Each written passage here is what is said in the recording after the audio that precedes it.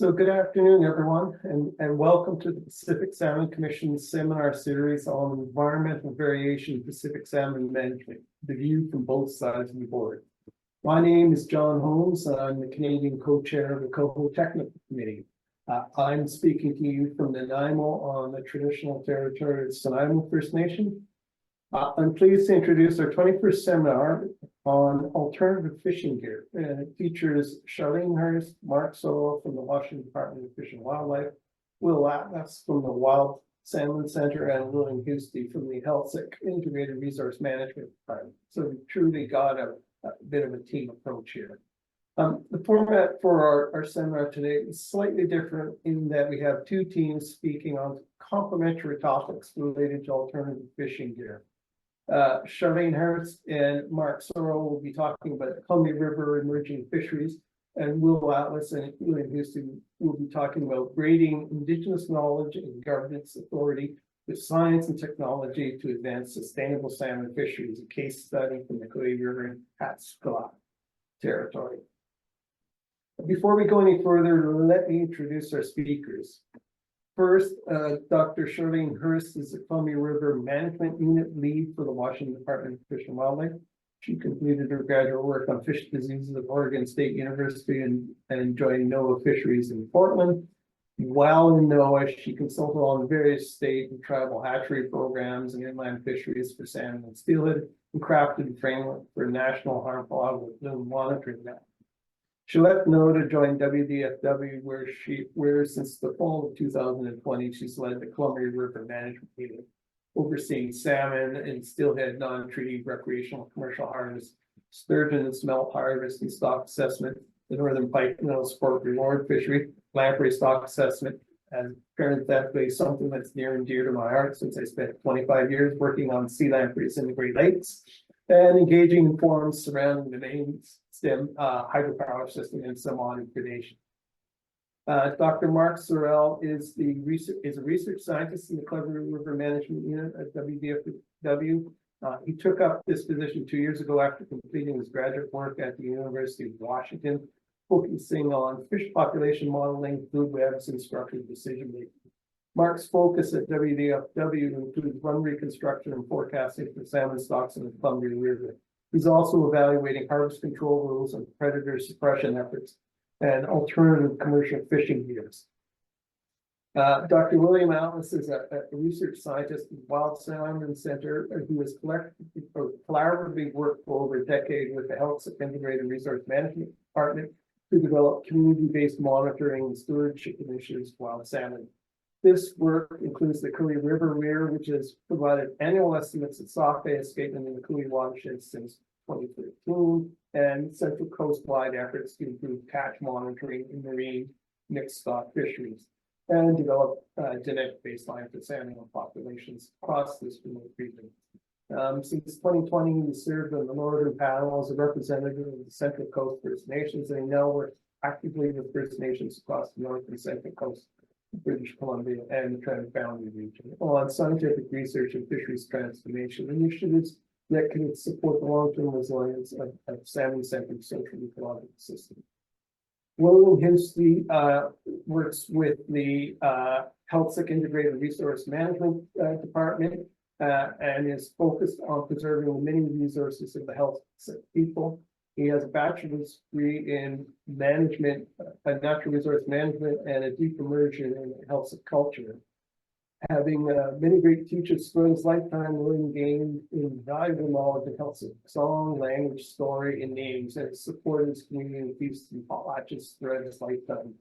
Growing up in the lands and waters in Bella Bella, William has long had a keen interest and strong will to protect and take care of his people's territory.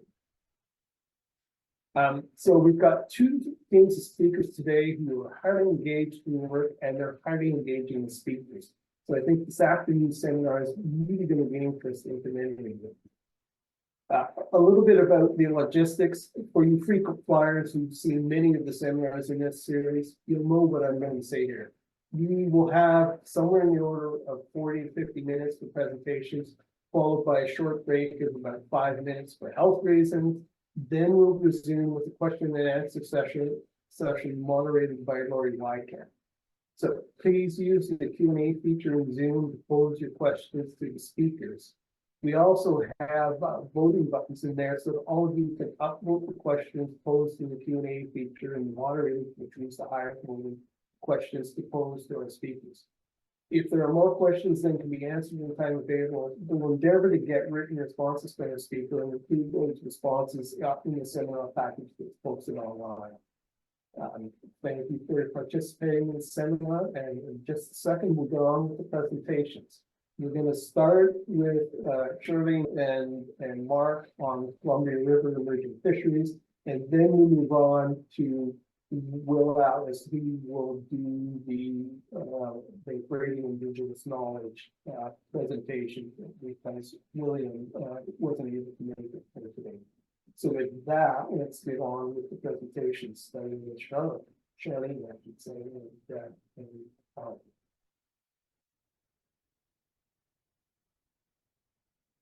Hi, thank you for the introductions, John. Really appreciate it.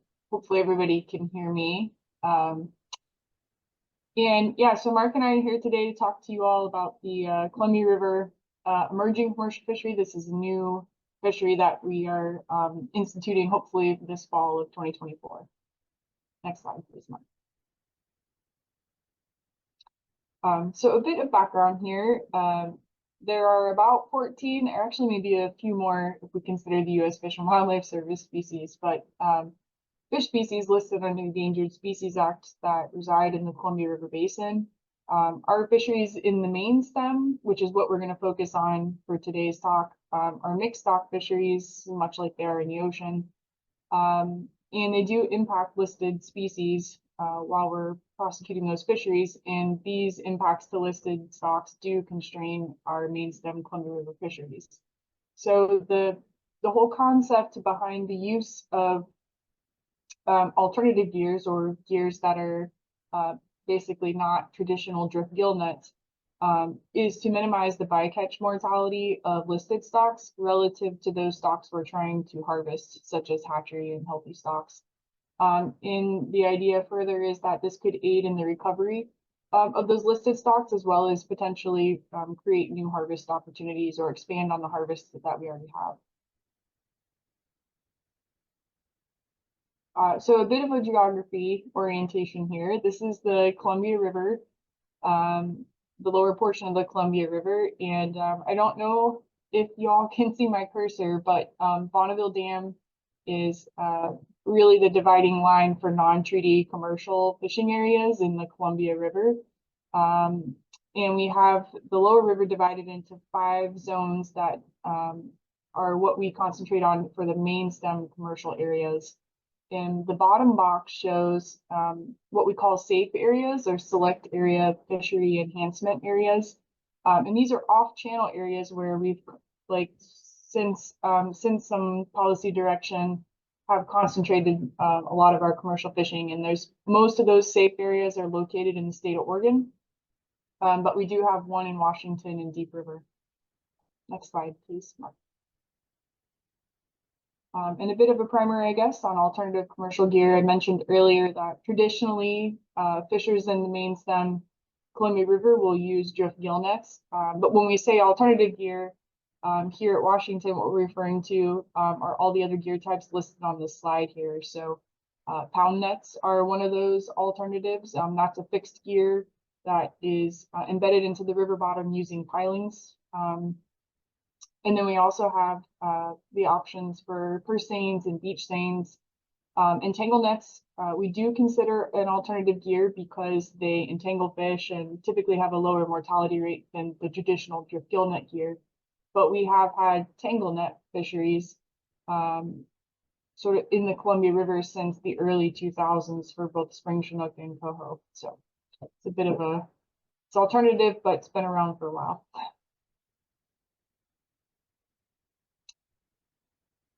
So I'm going to walk you through sort of a short version of the history for how we're setting up our emerging commercial fisheries. So really the impetus for exploring alternative gears really started in the 2009 era. Both states of Oregon and Washington put a lot of effort, time, money into alternative gear research, but it was really focused on both beach seines and purse seines. And this sort of prompted a period from 2012 to 13 for both states to work on what we call harvest reform, and it was started by the Oregon governor at the time, who worked with the Washington governor to request both of our state Fish and Wildlife commissions to do really three things. The first thing was to prioritize recreational fisheries in the main stem over commercial fisheries. The second thing was to put a lot of those commercial fisheries into off-channel areas. So they really increased the use of net pen holding for hatchery fish and more hatchery fish production in those select areas, which I showed on the previous slide. And the third thing was to transition commercial main stem fisheries away from the use of drip gill nets and more towards the use of alternative gears, which I described. And so at the conclusion of that harvest reform process, we ended up with a new Washington policy to direct how we prosecute salmon fisheries in the main stem. And Oregon had something similar, but they adopt rules instead of a policy. Following the adoption of those rules and policy from 2013 to 17, both states continued really investigating the development and use of alternative gears. And we did that through both research, and then also we did set up a emerging commercial fishery from 2014 through 16 that really looked at beach seines and purse seines. Oregon did a nice summary report of alternative gears soon after that, but we never really finished the process as laid out in Washington statute. And so that work is a bit incomplete from the Washington perspective. At the same time, we were working on the seine gears and testing them out. There was some research that was starting to pick up with pound nets on the Washington side of the river. And we had a commercial fisher who began partnering with Wild Fish Conservancy to really investigate that gear. So in 2017 through 2020, those pound net projects really started evolving. We did some test fisheries, and then we also established mortality rates for the gear, which was something that had needed to happen prior to using it in a commercial setting. And then we adopted a new Washington policy that built upon the previous one from harvest reform that really doubled down on implementing the development and use of alternative gears in our main stem commercial fisheries. So a bigger policy push there over those years. So in 2021, our director here at the department directed staff to once again go ahead and designate an emerging commercial fishery. We've been working on the rulemaking for that over the last couple of years to specify who would be eligible for that, how they could participate, and what sort of the licensing and permitting conditions are. We finished those rules just last year, and we received some money from the legislature to go ahead and monitor a new emerging commercial fishery and to provide some incentives for interested fishers. We've held a lottery that we just finished up in February, and now we're in the process of planning the fishery in conjunction with the state of Oregon in the hopes that we can get one going for the fall of 2024. So I just thought I'd spend maybe a few more minutes sort of detailing the emerging commercial fishery process. This is a Washington state statute, and there's like really three steps to the process. The first one is to really designate the fishery, which I mentioned on the last slide, and mentioned that we just finished that. Then we have to implement the fishery. That's in statute, it's defined as a period of 5 years. So we're looking at roughly the period of 2024 through 29 to collect both biological data that we need as well as economic data. And we are working with an economist at the department to help us do that. And then really the fishery culminates in this report that the staff have to put together for our Washington state legislature that makes some recommendations about statutory and regulatory considerations for adopting new commercial gears. And then it's up to the legislature to decide if they want to go ahead and move forward with like legalizing these alternative gears, or if they would rather not. And so really in summary, the questions we have at this point, with the considerable amount of work we've already done on a commercial alternative gears, really remain around the economic viability of these gears. And we didn't use pound nets in the fishery when we had done it previously in 2014 through 16. So that is a new element. We have questions on permitting and licensing structure that need to be answered and recommendations made, as well as how these gears will perform commercially. And what we do know is at the end of all this, any new commercial gear does need to be economically viable for commercial fishers to actually adopt it and want to use it. So those are the things we're thinking of as we move forward. And just to, for my last slide before I pass it to Mark, we had room for 6 participants in the emerging commercial fishery we're setting up as of this month. All of those spots have been filled. We do have 3 fishers that are interested in operating the pound net. And we have 3 fishers interested in operating a seine, 2 purse seiners, 1 beach seiner. As I mentioned, our legislature did provide some funding to be given to the fishers to pay for modified gear. And then we also have some additional funds we're providing the fishers to pay for other associated costs like fuel, ice, things like insurance, and more consumable type things such as that. And with that, I think I'll pass it over to Mark. Thanks. Oh, you're on mute, Mark. Okay, thank you. I'm going to talk about 3 related objectives that we've been working on going into this emerging commercial fishery and moving towards that report. So the first is being able to predict what the impacts will be of these gears, which are relatively new, so that we can ensure that the fisheries that we certify fit within our allocation for the various management agreements and treaties. And then, it turns out that as we do that, we can also use that same kind of information and modeling to look at how selective these gears are, or how good they are at catching the intended hatchery stocks relative to, this bycatch that we want to avoid. And then lastly, layering on top of that, the value of the fish that are being landed and looking at costs to understand economic viability. So let's see here. So, okay, getting into this kind of predicting the catch, there's really 2 variables of interest here. One is how many fish can be kept for a given amount of effort, and the other is what is the impact rate on fish that we don't want to impact.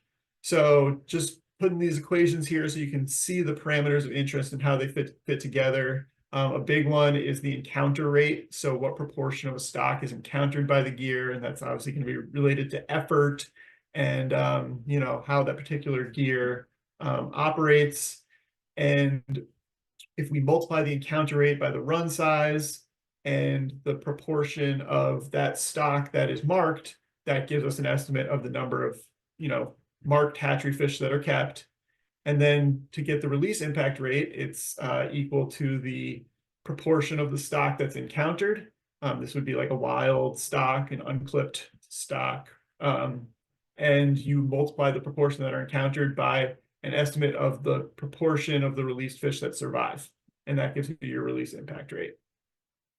So a little bit more about these parameters and how we're estimating them. As Charlene mentioned, there has been some past emerging commercial fishery work for seines and research on pound nets, and we're using that information to estimate what the encounter rates will be.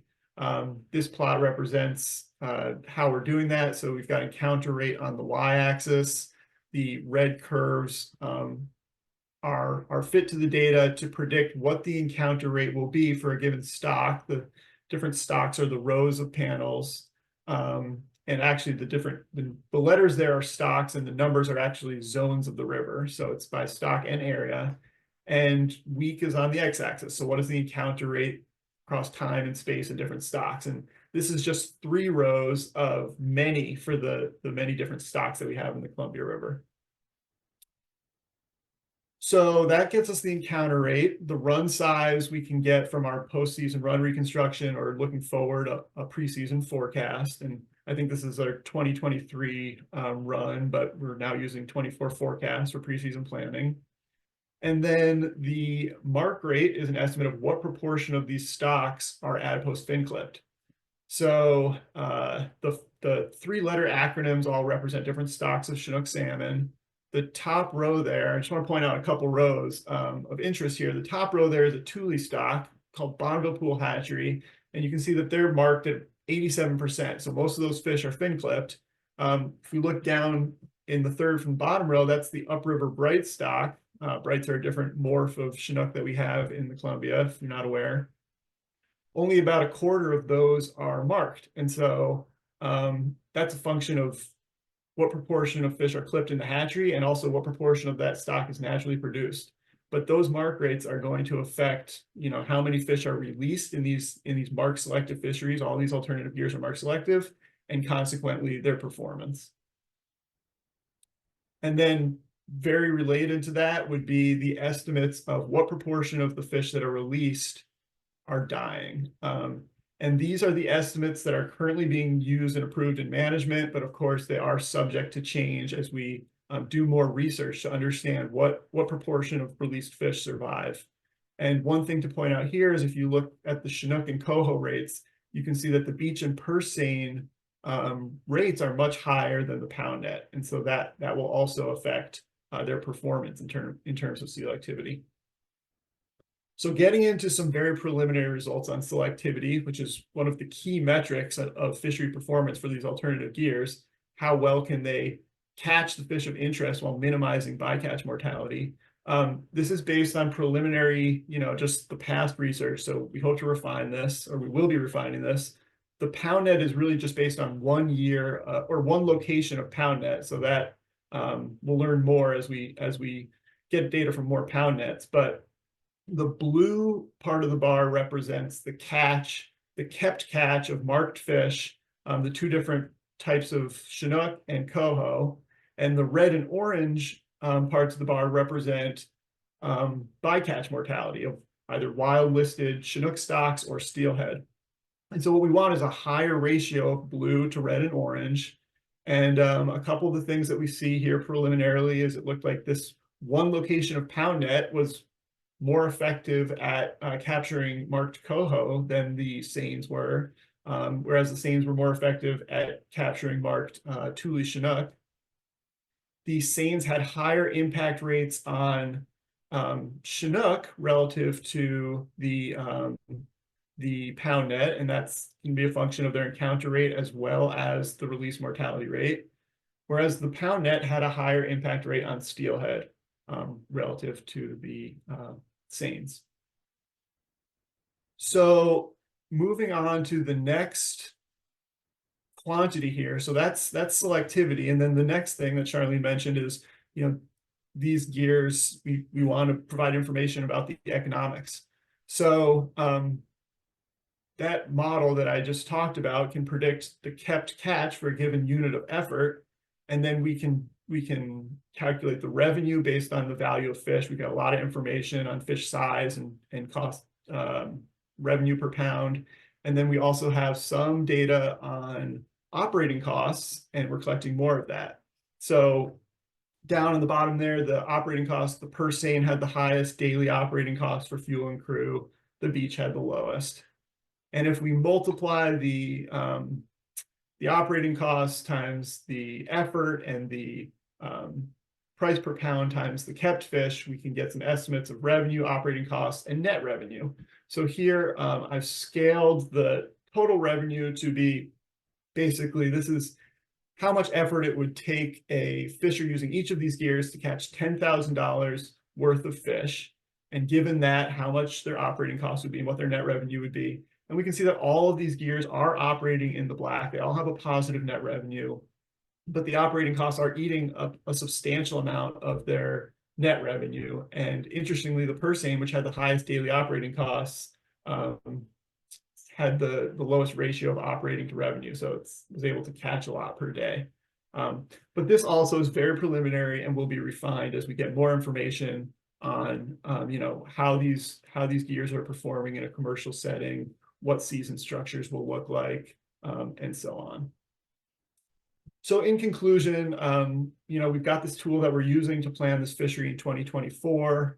Based on very preliminary data, it seems like the pound net encounters more coho and steelhead, but had lower impacts on wild Chinook than the seines. And all gears appeared to be operating in the black, but with their operating costs eating up a substantial portion of their revenue. So moving forward, as we're doing this emerging commercial fishery, we're going to be collecting data on all of the parameters, both catch parameters, release mortality, and economics, to refine both of those kind of key areas, key pieces of information, ultimately for that report to the legislature. And one of the important things is going to be rolling in gill nets into this analysis, because of course these are alternative gears to gill nets, and this information is really most useful when it's in the full picture with the context of the drift gill nets that are currently being used. And we think that'll be useful information for the legislature in determining policy about what gears are going to be used in commercial fisheries in the Lower Columbia moving forward. So if you want to track our progress on this, we have a Washington Columbia River Management Unit webpage where we post all kinds of things about management in the Lower Columbia. And then there's also a couple links to reports specifically about selective fishing and this emerging commercial fishery process. So with that, thank you. And I think we look forward to the question and answer session.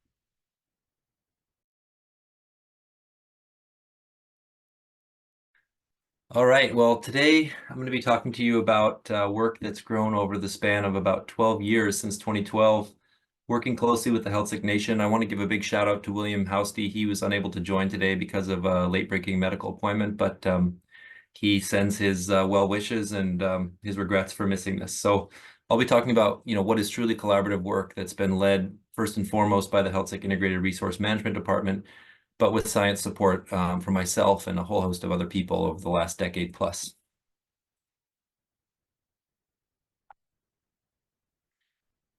The Healthsick Nation has resided on the central coast of British Columbia for over 14,000 years, with a traditional territory encompassing almost 17,000 square kilometers, an area roughly the size of Denmark.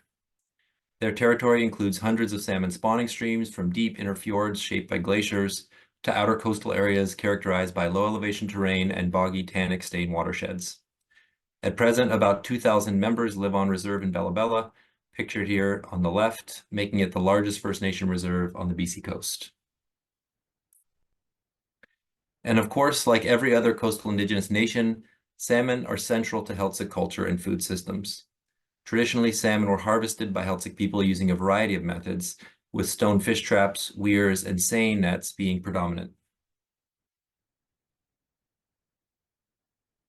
These systems of harvest were managed and controlled by hereditary leaders called himas, who inherited rights and responsibilities to manage salmon fisheries and steward populations for future generations. Weirs and fish traps were physical embodiments of this governance authority, and himas, along with other knowledgeable individuals, would oversee the building, maintenance, and operation of these fishing sites. Traditional management by Heiltsic and other Indigenous nations differed from contemporary mixed stock fisheries in several key ways, including their scale, since they focused harvest on populations of salmon returning to their home river or creek, and harvest could be directed towards abundant species or run-timing groups. Harvest and stewardship were also tightly linked. Harvesters were also fishery decision makers, and hereditary rights holders worked with their communities to make decisions about appropriate management measures. These fisheries were also fundamentally place-based. Villages relied on the annual return of salmon to their creek, providing a strong incentive to limit the risk of overharvest. An intergenerational knowledge transfer ensured that hard lessons learned in the past were transmitted into the future.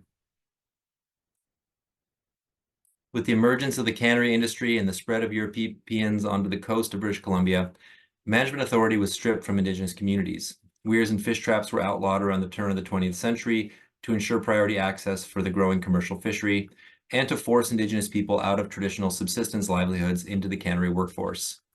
Several canneries operated in or near Heiltsuk territory, with major canning operations in Namu and Bella Bella, and numerous canneries operating in neighboring Rivers Inlet and Wikenhoek territory. However, families continued to use their village sites and fish traps well into the 1950s as locations for harvesting and smoking salmon for their winter stores. And the commercial fishing industry was hungry. Millions of salmon were harvested from Heiltsuk territory during the 20th century, contributing to the collapse of some populations. Seen here is a commercial boat from 1922 with a catch of 22,000 chum salmon caught in Nekus Bay, about 50 times more chum salmon than returned to the entire river during recent low years.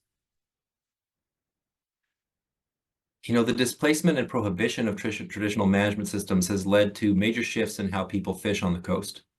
Today, a majority of Heiltsuk fishers catch their subsistence harvest of coho and chinook using trolling methods, which require costly equipment, boats, and fuel. Sockeye and chum are typically harvested using gill nets. However, only a handful of people have the equipment and know-how to gill net fish effectively. The commercial fishery on the BC coast has been in decline since the 1960s, but in recent years, Bella Bella has lost almost all of its commercial gill netters to retirement and license buybacks. This means that the community now relies disproportionately on troll-caught coho and chinook for their subsistence needs. And these mixed-stock fisheries pose a variety of well-documented risks, both to the resilience of wild salmon and to fishing communities. For example, bureaucratic management systems disconnect local fishers from decision-making. Local people know very little about the PSC process or even Canada's own domestic management process, nor do they have ready access to the data and interpretation that is behind these decisions. Mixed-stock fisheries pose risk through the high incidental harvest of non-target species and populations, contributing to the erosion of diverse and productive population portfolios of salmon. A mobile commercial and recreational fleet also allows fishers to move around the coast into fishing areas that are open, limiting incentives for local stewardship and increasing harvest on the remaining harvestable populations. Finally, these mixed-stock fisheries require massive bilateral data collection, as we all know, and analysis to guide decisions. And these data are rarely available on timelines that can support adaptive management, especially in data-limited regions like the Central Coast. However, despite more than 150 years of colonization and dispossession of management authority, Indigenous people in BC and the US never lost sight of their right to fish for livelihoods and food security. The Sparrow decision in 1984 affirmed that Indigenous people had an unextinguished right to fish for salmon that predated Canada's colonial authority. In Heiltsuk territory, the Gladstone decision led to the development of a herring spawn on kelp fishery, which relies on traditional passive methods of harvest and in some years generates valuable economic opportunities for a diverse group of people in Bella Bella. The Heiltsuk Integrated Resource Management Department was established in 2010 as the Stewardship Office of the Heiltsuk Nation. HERMD is responsible for a large variety of activities within Heiltsuk territory, from land use planning, marine shipping, to fishery management and recovery efforts. And William Housty recently became the director of HERMD. In 2012, I had the great privilege of being invited to Bella Bella to assist with the design and implementation of a sockeye mark recapture study on the Quay River. This planted the seed for a collaborative relationship that has blossomed over the ensuing 12 years and has highlighted the power of co-developing science, stewardship initiatives, and selective fishery opportunities with Indigenous nations. This work focused on the Quay River for a number of reasons, largely because it supports the largest population of sockeye in Heiltsuk territory. It's a major cultural site for the nation, and is unimpacted by logging or other development. Prior to this program, sockeye were monitored only sporadically by DFO, typically with a single overflight count, if at all. Quay has also been home to Quay Camp for the last 23 years, a Heiltsuk summer camp focused on connecting youth with Heiltsuk principles of cultural and environmental stewardship. So in setting out to improve sockeye monitoring in Quay, we wanted to build a program that braided Heiltsuk traditions and salmon stewardship with modern best practices for population monitoring. While weir stakes have been discovered at several archaeological sites in Heiltsuk territory, there was no living memory of the practice of weir building when we started in 2012. So the project really had the dual purpose of supporting cultural renewal and education while providing more rigorous population monitoring. The weir was initially built from locally harvested cedar logs and hand-split cedar pickets, which I must have been in my 20s to think that that was a good idea. But we were limited on budget. And so for the first 6 years, it was installed every year in early June and ran until early August, corresponding to the timing of sockeye migration. In a typical year, we tag between 400 and 500 sockeye with visually identifiable tags that are subsequently resighted during fall spawning ground surveys to produce a mark recapture estimate of escapement. In 2014, we began operating an annual smolt trapping program with clipped sockeye and coho smolts released about 500 meters upstream of the trap for mark recapture estimates of trap efficiency. More recently, we developed a spline-based Bayesian hierarchical approach to model these capture and recapture data to estimate daily trap efficiencies and smolt abundance in relation to temperature, flow, and day of year. Sockeye smolt abundance has ranged from about 65,000 to 450,000, those being the median model estimates, with an increasingly apparent cyclical dynamic in sockeye smolt production. In 2016, we installed a network of 4 radio frequency identification antennas, or RFID, spaced across the longitudinal extent of the Quay watershed. These antennas, which are powered by off-grid solar, detect uniquely coded pit tags when fish swim over them. This system provides a powerful tool for understanding migration and survival of salmon and quay, allowing our team to adjust tag numbers for en route mortality to produce unbiased estimates of escapement, and to quantify post-release survival of sockeye handled at the weir. And we know from a substantial body of research on the Fraser and Columbia rivers that sockeye can experience physiological impairment and elevated rates of pre-spawn mortality when temperatures exceed about 18 degrees Celsius. We also know that because of climate warming, sockeye in these watersheds now routinely face these stressful temperatures, threatening the long-term viability of sockeye populations that formerly supported some of the world's greatest fisheries. And from 7 years of temperature monitoring in the Quay watershed, we know that there is potential for these stressful temperatures to overlap with sockeye spawning migrations. The purple lines are temperature profiles from the lower river observed for individual years from 2013 to 2019, and the black line is the mean temperature for those years. You'll note that on average, temperatures in the lower Quay are exceeding 18 degrees by early July, exposing migrating adult sockeye to elevated risks of pre-spawn mortality. And many other coastal rivers experience similar summer temperatures, conditions which are exacerbated by numerous lakes, dark humic stained waters which readily absorb heat, and low elevation watersheds that provide limited snowmelt runoff. But despite the risks of warmer temperatures to coastal sockeye, to date there had been no work to evaluate climate risk for these sockeye migrations in rapidly warming systems along the BC coast. So to quantify the potential climate impacts on migrating adult sockeye, we reconstructed individual survival histories from the weir to RFID sites and spawning tributaries above the lake. We then fit a Bayesian logistic model to this apparent survival data to estimate the effects of river temperature, flow, and gill net or predator injuries on the probability of survival. And just to note, really interesting, I noted in the previous talk that post-release survival for Chinook and coho from beach seines was about 70%. We had a very similar level of post-release mortality documented across multiple years of tagging, with about 65 to 70% of fish surviving to reach the spawning grounds. Notably, mortality was about 5 to 10% higher for fish tagged in the weir box as opposed to caught in a seine net downstream of the pool. So seeming like swimming into the weir box is imposing an additional level of stress. Overall, we found that survival among tagged fish dropped precipitously as temperatures increased, and that the effect of temperature was modulated by water level, with the negative consequences of warm water being more acute when the water was low. Females also were more sensitive to handling stress, showing about 5 to 8% higher post-release mortality across the range of temperatures encountered during seining and tagging events. And that really highlights the importance of understanding sex differences in post-release mortality, particularly given that females are often they're the rate limiter for demographic productivity. But on average, we found that about 50% of fish that are handled and tagged when temperatures exceed 18 degrees are predicted to spawn with a sharp decline in survival beyond that. So basically, warming temperatures are leading to high risk for handling mortality for sockeye, and likely leading to mortality amongst unhandled individuals as well. Another notable finding, this dashed line represents mortality for males in gray, females in black. And what you can see there is that essentially injured fish have about 30% lower survival on average. These injuries include both predator injuries, whether that's a seal or an eagle, that takes a chunk out of them, or more often gillnet injuries stemming from the commercial fishery that was prosecuted in Fitzhugh Sound until it was closed under the PSSI fishery restructuring.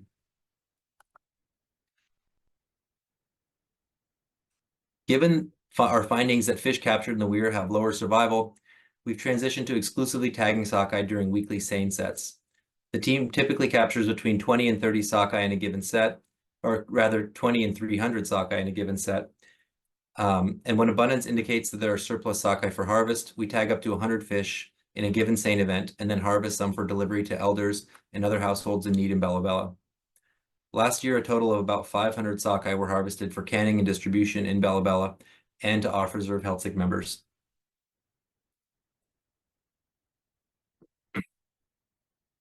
Upgrades to the Quay Weir now allow us to operate from the beginning of June through October, capturing the entirety of salmon migration into Quay.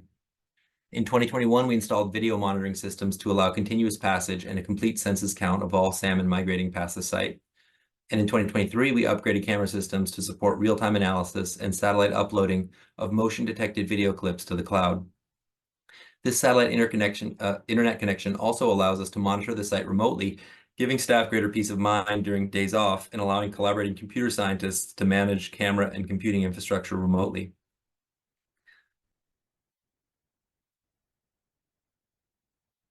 And this AI-powered in-season monitoring is really a game changer in terms of our ability to process and review data in a timely fashion.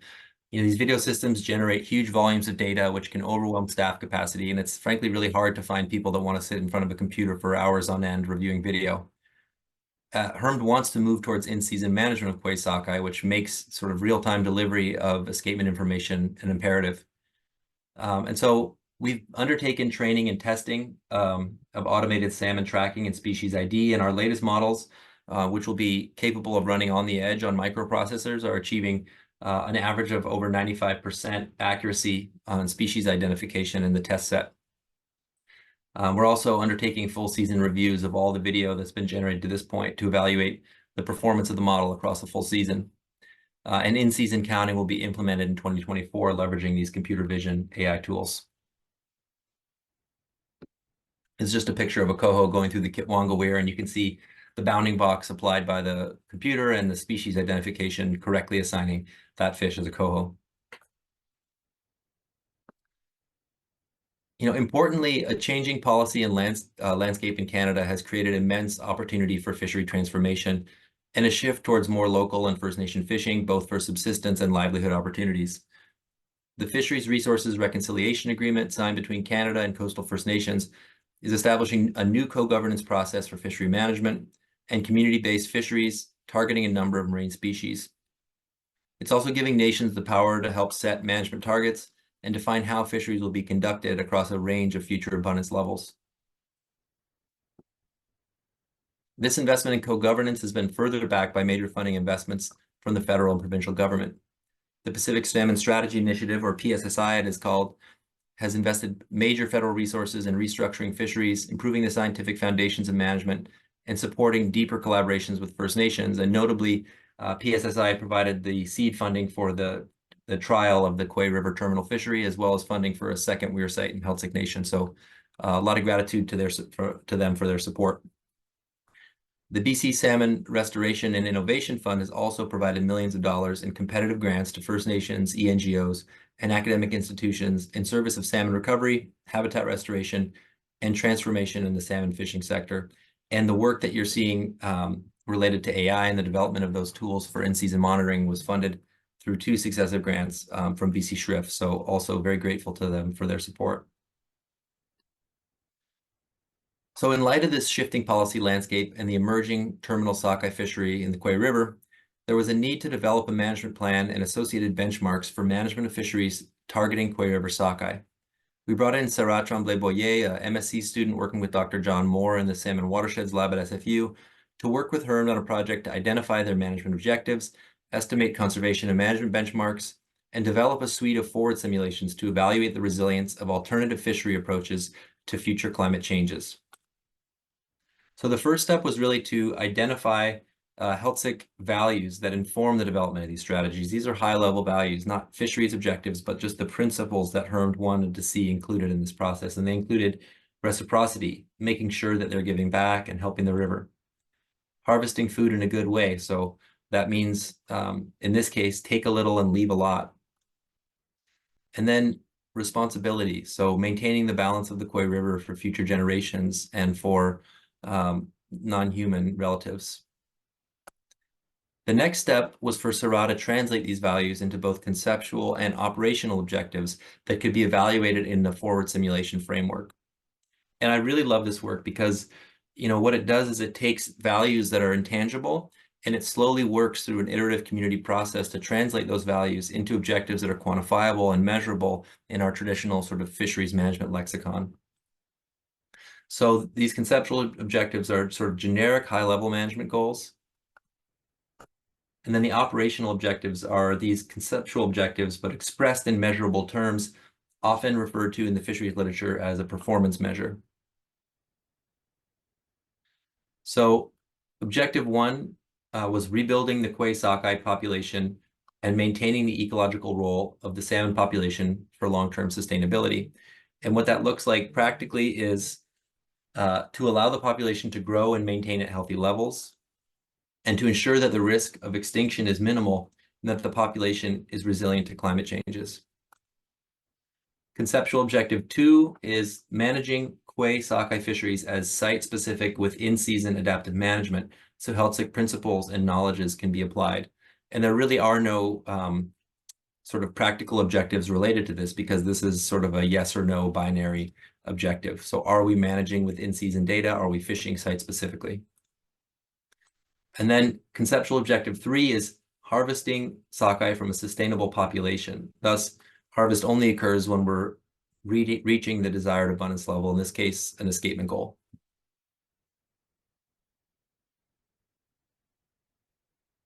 So just to sort of orient you to the data that we have within the Koi system, we have mark recapture data going back to 2013 for spawners returning to spawning areas of Koi Lake up here in the main stem and in this small tributary on the corner. And we have mark recapture abundance of smolts from the rotary screw trap going back to 2014. And when we plot the relationship between spawners and smolt recruitment, we see this sort of classic spawner recruit relationship. Certainly, it would be nice to have a bit more contrast and a few more spawners to see how that works out in terms of the number of smolts produced. But this is an informative first start, and we plan to continually update this iteratively as new data becomes available. Insights from the spawner recruit model were then used to estimate common fishery benchmarks, including SMSY and SGen, the level of abundance that would allow the stock to recover to SMSY within a single generation. But Herm was very adamant that SMSY is not their goal for the Koi River. I mean, they're not looking to maximize yield. So they wanted to establish what they consider to be an optimum escapement level, one that ensures that the lake is likely to be fully seeded with smolts and provides surplus spawner escapement to support ecological values within the Koi watershed. And this optimum escapement level has been provisionally set at 7,500 spawners. So you can see those different abundance levels depicted here in the time series from our monitoring program, and how each year's count sort of corresponds to those relative levels of abundance. We also had very pretty informative data on run timing. So we used tagging data from the Koi Weir initially, and now we're expanding this to include the continuous video counts to estimate the run timing distribution of sockeye salmon through the lower Koi River past the Weir. She's got some animations in these slides she sent me. So this is sort of the average run timing you can see, and the 50% run date typically falls around the beginning of July, and the run really is completed by the start of August. So we have this sort of condensed early summer run with fish making it into the watershed, typically before the water temperatures warm and exceed 20 degrees. And then to sort of evaluate different harvest management scenarios, Sorel took this forward simulation framework that built on our life cycle modeling work. So that really decomposes the population into these successive life stages from spawner to smolt recruitment, marine survival, and then returning adults and their migration through the lower river, as well as fishery encounters upon their return. And we evaluated a couple of different approaches to managing harvest. So there's three different management approaches that we've evaluated. First is an in-season adaptive harvest rate, whereby weekly or daily fishing decisions to harvest or not to harvest and how many are guided by in-season information on escapement past the weir. And you can see from the colored boxes on the right that this approach sort of qualitatively was most consistent with the conceptual objectives defined by Hurst and Sorel. We also evaluated a constant escapement goal, which meets some of the conservation objectives by setting an escapement goal and then sort of aiming towards that, but it doesn't enable in-season adaptive harvest. So that sort of was a tick against it in the scoring metric. And then we also evaluated a fixed harvest rate, which is sort of fishing mortality is capped and we fish at that level regardless. And that really wasn't, at least qualitatively, that was not up to snuff in terms of what we were looking for. So this forward simulation process, we repeated this cycle for 75 years with 500 iterations, and we were able to evaluate the ability of different management approaches to meet the operational objectives defined by Hurst and Sorel and evaluate risks associated with these approaches if climate change drives ongoing reductions in marine survival.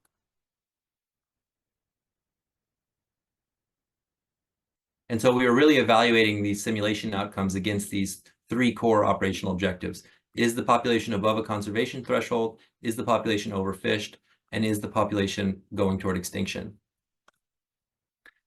This is a big noisy graph with a lot of information contained, but what I really want to orient you to are these sort of different scenarios. On the left is a constant catch scenario, and on the right is an in-season management scenario. And these are our total catch allocation. Let's say this red bubble showing 2,000 constant total catch. This is a maximum catch of 2,000, but with in-season management. And the dashed line is the escapement target. And what you'll notice is that across the range of harvest scenarios that we evaluated, or at least harvest levels, in-season adaptive management always fairly consistently outperformed the constant harvest scenario, even under lower marine survival. So as we see, lower marine survival driving extinction risk under constant harvest, that in-season management and adaptive management of fishing leads to a more stable population outcome. I'll note that these squiggly light lines are each simulation, and then the darker lines are the average outcome. So in-season management is relatively robust to climate changes and reduced marine survival, but of course that means lower fishing opportunity. So what are the key takeaways? I think Canada is at a really pivotal moment for fishery transformation, and I do want to give a kudos to many of my DFO colleagues and collaborators, as well as folks in Ottawa for their foresight and their vision and their investment in wild salmon and their recognition that there really are major changes needed in how Canada fishes for and stewards wild salmon populations. Also a huge takeaway for me is that monitoring programs should provide other benefits where possible, whether that's, education, cultural opportunities, or food security. We're investing, $200,000+ a year in monitoring salmon. It makes sense for us to turn some of that into food for community. Sustainable small-scale terminal fisheries are coming, and there's more and more nations with an interest in this type of programmatic investment in their territory. AI tools are one important way to bolster in-season data and to implement, adaptive management that can foster resilience in wild salmon populations. We fortunately secured funding to expand this concept. I alluded to this earlier, into other watersheds in 2023 and 24. So there's a weir coming in another area, Heiltsuk territory. There's new weirs in Kitasoo-Heikes territory and Gitgat territory that have been built or are being built. And then finally, I think this really highlights to me that the current mixed stock and data limited paradigms of fishing pose substantial risks to the resilience of wild salmon and the communities that they support. And I hope that this can be a model for at least one of the many models that we'll need in sort of implementing that transition away from risky mixed stock fishing towards more fishing and more selective fishing in the river. And with that, I just want to thank all of the funders and collaborators, especially the PSF Salmon Watersheds Program. Katrina Connors and her team have been absolutely instrumental to this work. Also John Moore at the Salmon Watersheds Lab at SFU, SFU Computing Sciences, and then of course, BC Schriff, Fisheries Oceans Canada, and PSSI. So thank you very much.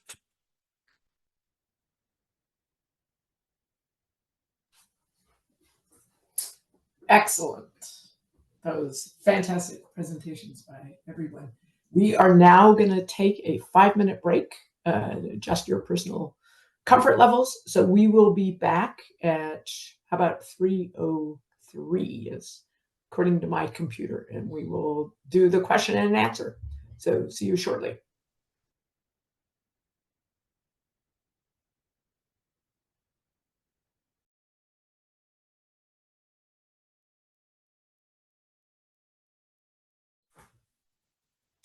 Okay, why don't we go ahead and get started on the question and answer. And if you have in the audience, if you have questions, put it in the Q&A tab and we will ask them.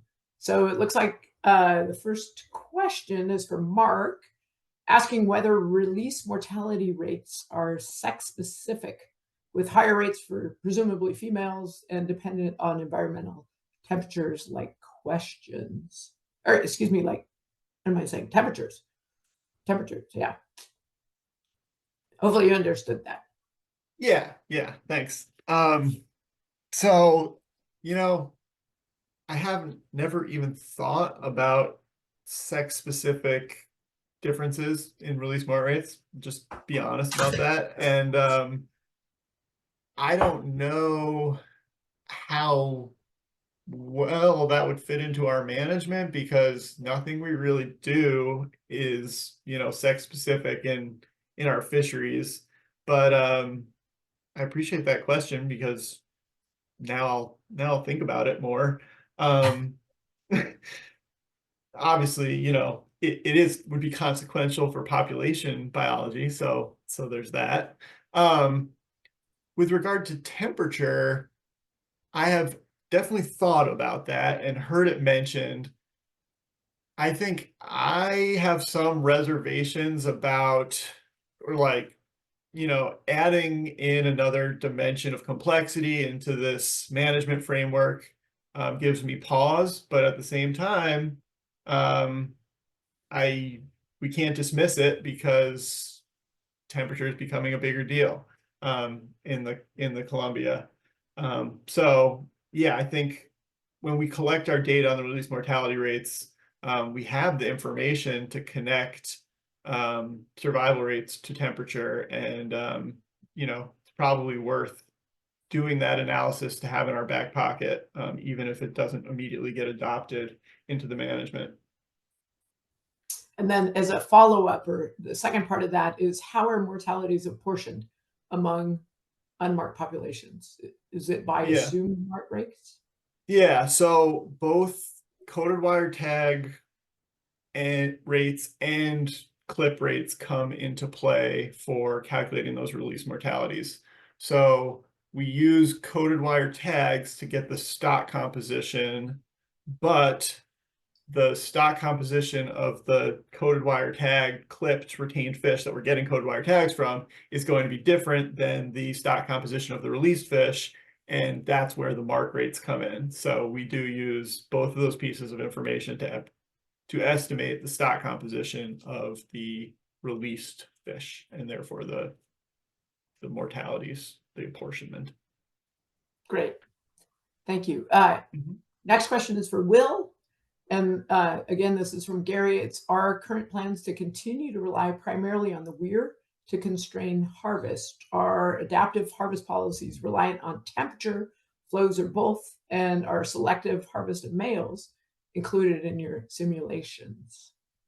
That's a multifaceted question, but thank you for a really good question, Gary. I wanted to note I didn't really make a good point of this in the presentation, but there is a marine sockeye fishery, relatively small scale, probably between 500 and 1,000 pieces a year from Quay, that are harvested by FSC fishers fishing in Fitzhugh Sound.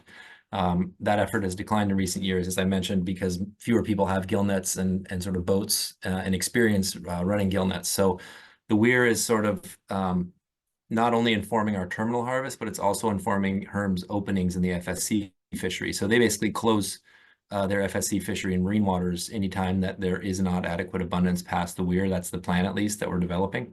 In terms of sex selective harvest at the weir, yes, we do preferentially harvest males with the fish that we capture seining, just because we know on first principles that keeping 3,000 more sockeye eggs swimming in the river is probably a good idea.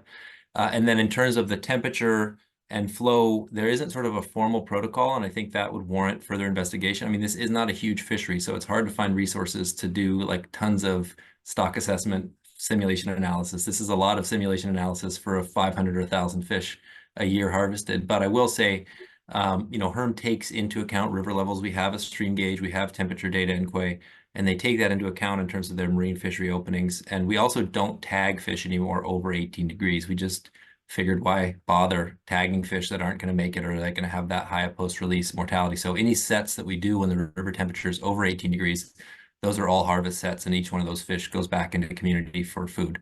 So we're cognizant of that, but it's not formalized in like a management procedure like the Fraser River, for example. I think that's probably a little out of reach for us in terms of the data intensity and the number of scientists and experts that are required to work on that. Great, thank you.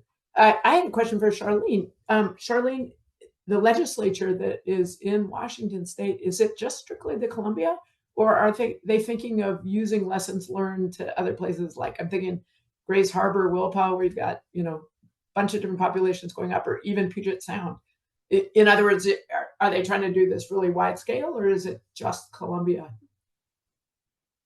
Yeah, right now the discussions that I'm aware of in the Washington State Legislature are really focused on the Columbia River, at least for this emerging commercial fishery, and sort of the funding support. But some of that comes from like what we're proposing at the department in terms of funding requests, right? Like the Washington Legislature gave us some funding to do the monitoring and some incentives, like I mentioned, but that was sort of prompted by our request for money to support that work. So, and there was some interest a while back, well before my time at the department, in sort of the, pursuing options for things like pound nets in Willapa Bay. But there was, I don't think, a lot of public support for that at the time. So it's really been kind of centered around the Columbia for now, but we'll see where it goes. Yeah, it's really fascinating. And then a question for Mark. You mentioned you've been using tangled nets for a number of years. Have you done release mortality studies? And if so, how do they compare to gill nets or these other net types? Oh, I'm actually going to give that one to Charlene because I think she's Okay. got it. She's got it pulled up. Yeah. Yeah. So I think Mark mentioned, but the release mortality rates we use for Columbia River main stem fisheries are developed by the Technical Advisory Committee to USB Oregon. And so the states did tangle net work back in the early 2000s. We did do release mortality studies with that gear in the main stem. And this is a little bit to Gary's question about temperature. The mortality rates we have do differ by season, right? Like we bin them into like sort of winter, spring, summer, fall. And they do differ across season. They also differ across species. But for the tangle nets, mort rates are typically between 15 and 25%. And then for drift gill nets, it's somewhere on the order of 38 to 66, depending on, again, where they're used, which species, which season. So they are higher, but one of the things I wanted to emphasize from Mark's presentation slides too was that the encounter rate is equally important when you're considering how, the likelihood of a fish dying. So, and those also differ by season, species, all that kind of stuff. So. That was, one thing I noticed, Mark, with your presentation was how different the steelhead mortality rates were. They're really low. Do you have a good explanation for that? No, not really. I mean, it was one pound net, one location. So we'll see if that holds, but I'm guessing it's just the location where it was and maybe the year where it was. It got a lot of steelhead. But yeah. Yeah, It is along the shore. Mm-hmm. Yeah. So next question is for Will. This is from Urs Thomas. He says, good to see you. Are the koi sockeye intercepted in other tidal fisheries? And then you mentioned that the system is not impacted by logging or mining. So what is the plan to reduce high water temperatures? And what new fishing techniques will you implement? And are other species co-migrating at the same time? So multi-part question again. Multi-pronged, yeah. Well, thanks, Urs, and good to hear from you. Urs is on the northern panel with me, so he's always got lots of insights into North Coast fisheries. I mentioned it a little bit, but they are intercepted in a small-scale marine fishery by Heltzik. I think they're probably caught at low levels in other commercial fisheries further north, but we don't really get like GSI breakouts from the Alaska commercial fishery to know whether koi sockeye are showing up or not. My guess is they would be very low numbers given the sort of other BC genetic bin that we see from those reports. So we don't really consider that there is an active commercial harvest. Certainly, though, when there was an ongoing chum gillnet fishery in Fitzhugh Sound, some of those fish were encountered in that fishery. The mesh size is really targeting chum, but sockeye still swim into those nets and then have to wiggle out. So there's sort of incidental mortality and mortality related to pinnipeds and those type of things. But right now there's relatively low marine fishing impacts on koi sockeye, and that might be helping that sort of higher escapement that you might have noticed in the last few years of the return cycle. In terms of what is our plan to reduce high water temperatures, I guess reduce fossil fuel emissions. I mean, this is a pristine watershed with naturally functioning habitat. There's not a lot that we can do to manage water temperature. I think it's really the fish managing the water temperature, adapting to new realities. I do have a lot of faith that in sort of intact mosaics of freshwater habitat, fish will find a way to survive and persist. There's lots of pockets of groundwater, tributary creeks, areas that are, buffering the main channel from those warmer temperatures that can exceed 20 degrees during a hot summer spell. But it's really out of our control. And one thing that we do want to make sure is that we're not, hammering the early run sockeye with high fishing rates, because that may be a suite of genes that are really essential to their adaptation or shifts in run timing later. So we typically actually don't start fishing at the weir until much later in the season, usually around, June 20th or thereabouts, when we sort of have some confidence in the return to the river and that early push of fish has made it through. Because, that could well be an adaptation that's essential for future climate conditions. There are other species co-migrating in the Quay River at the same time, mostly pink salmon. They start to show up sort of late July in the river, sometimes as early as July 15th in decent numbers. Decent being a relative thing compared to the peak of pink salmon abundance, which is late August when we have, sometimes 10,000 fish go by the weir in a day. But we do catch quite a few pinks in late July, and that's actually sometimes a limiting factor for our ability to seine, because if you set a seine net and you've got 2,000 pinks in your net and you've got 20 sockeye, it's a big hassle for the crew to pull all those fish out and find the sockeye.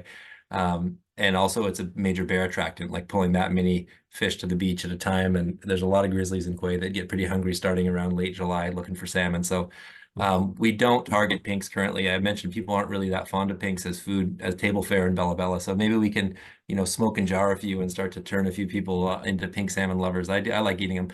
In terms of other harvest techniques, I think there's a lot of good examples. I didn't get time to talk about it today, but, dip netting, fish wheels, there's a variety of fish traps. There's a variety of sort of pre-colonial fishing technologies that do hold a lot of promise for selective fishing in the future. One project that I'm personally quite excited about is a fish wheel project with the New Hawk Nation. They've got funding from PSSI to build 2 fish wheels, and they'll be running them in the Bella Coola River, both for selective harvest of hatchery Chinook, but also for monitoring and marking, genetic sampling, scale sampling, et cetera. So yeah, that's one other project I guess I can speak to right now. Cool. Sounds great. For the Columbia, back to the Columbia, are alternative gear fisheries given incentive, such as increased fishery time or earlier openings?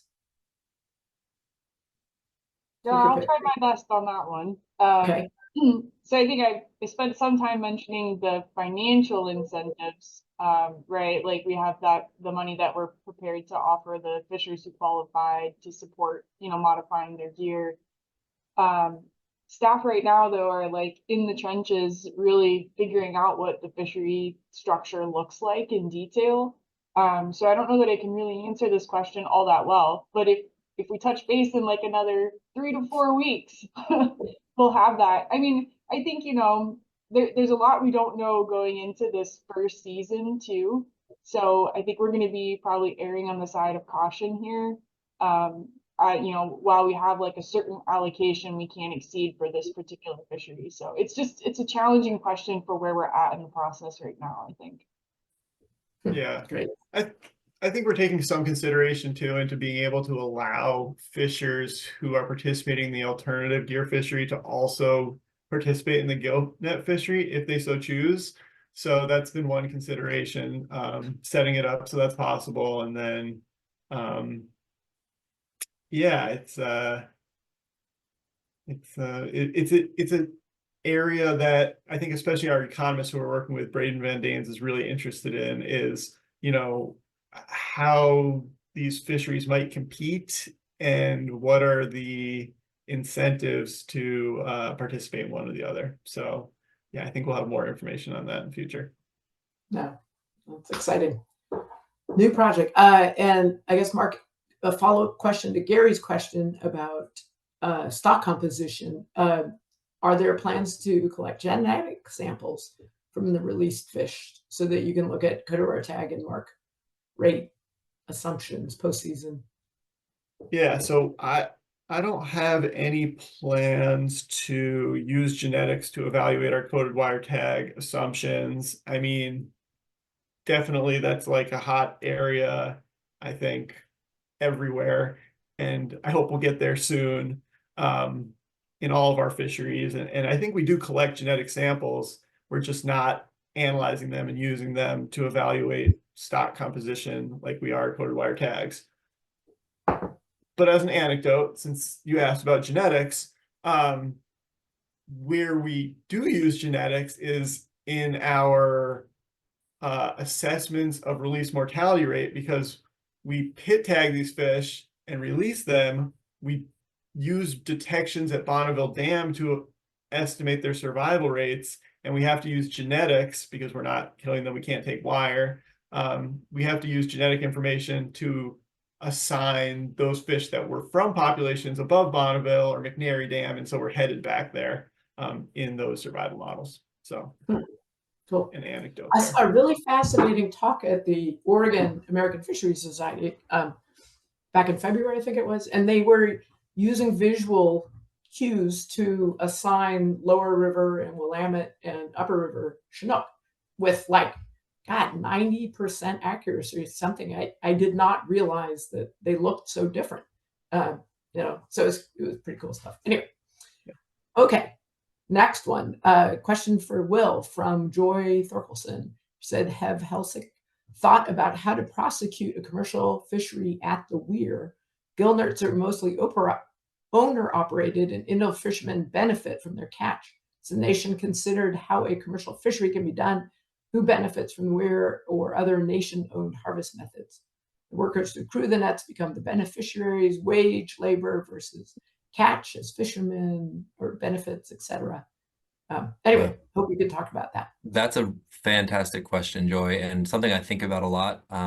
You know, I'm not a policymaker and I'm not part of tribal governments, so it's not really my call, but I do think the sort of individual owner-operator model of fishing puts way too much of the burden on the individual fishers for their maintenance of their gear and all the financial risks that those fishers bear.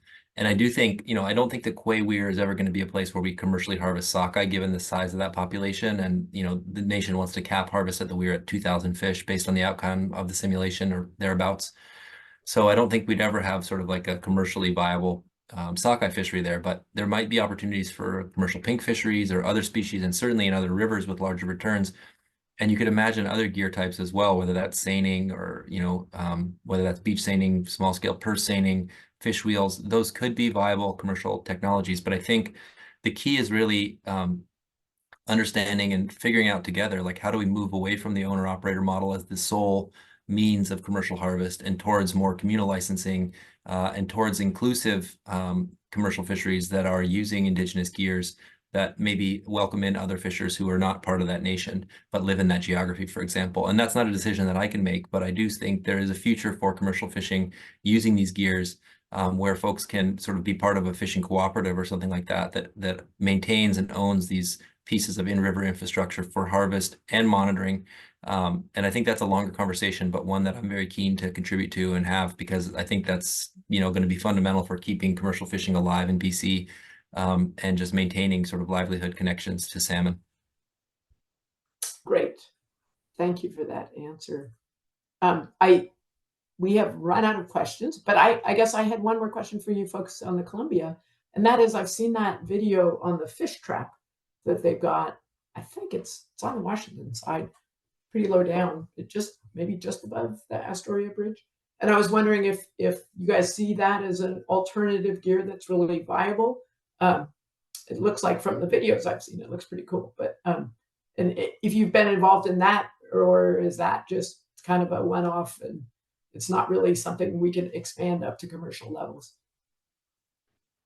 Yeah, so I think, are you referring to the Wild Fish Conservancy video on? Yeah. So there are two fish. Well, there's one fish trap in Washington. That is also what we refer to as a pound net. They're one and the same. Oh, okay. Okay.